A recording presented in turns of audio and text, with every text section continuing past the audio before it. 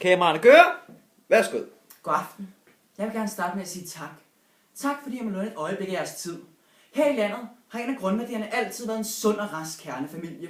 Familien er et sted, hvor vi skal trøst og støtte til at overkomme hverdagens udfordringer. En sund familie er altså forudsætningen for et velfungerende samfund. Familien er det sted, hvor man samler kræfter og gør sig klar til hverdagens spændende udfordringer. Familien er den sikkerhedsbastion, hvor vi som individer i et komplekst senmoderne samfund kan finde hvile, sammenhold og kærlighed.